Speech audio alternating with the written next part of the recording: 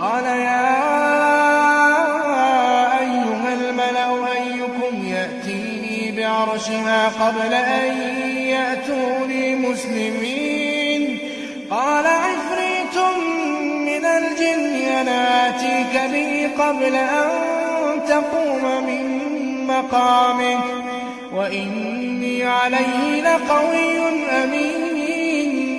قال الذي عنده علم من الكتاب أنا آتيك به قبل أن يرتد إليك طرفك فلما رآه مستقرا عنده قال هذا من فضل ربي ليبلوني أأشكر أم أكفر ومن شكر فإنما يشكر لنفسه ومن كفر فإن ربي غني كريم.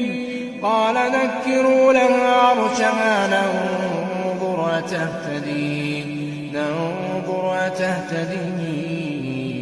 أم تكون من الذين لا يهتدون.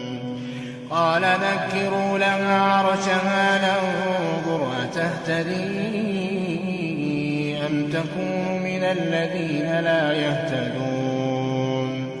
فلما جاءت قيل هكذا عرشك قالت كأنه هو وأوتينا العلم من قبلها وكنا مسلمين. وصدها ما كانت تعبد من دون الله إنها كانت من قوم كافرين.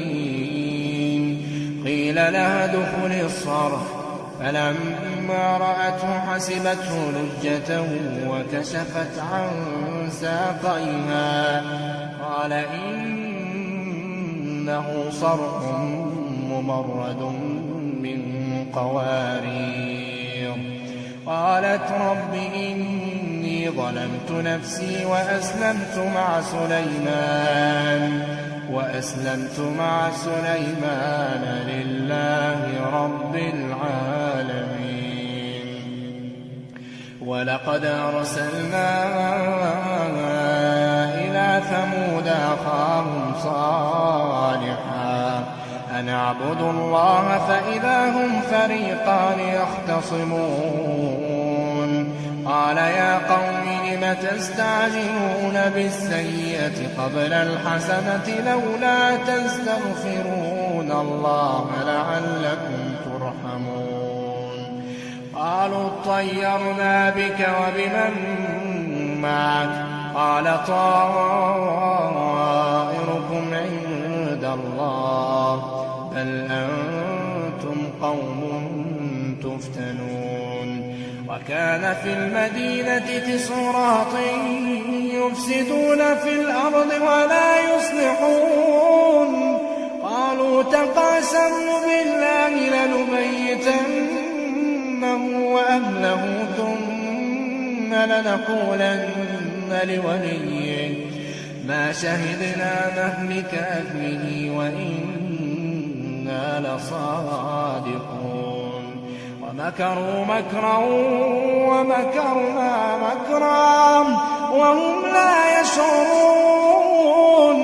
فانظر كيف كان عاقبة مكرهم أنا دمرناهم وقومهم أجمعين. فتلك بيوتهم خاوية بما ظلموا إن في ذلك لآية لقوم يعلمون. وأنجينا الذين آمنوا وكانوا يتقون. ولوطا إذ قال لقومه أتأتون الفاحشة وأنتم تبصرون أئنكم لتأتون الرجال شهوة من دون النساء بل أنتم قوم تجهلون. فما كان جواب قومه إلا أن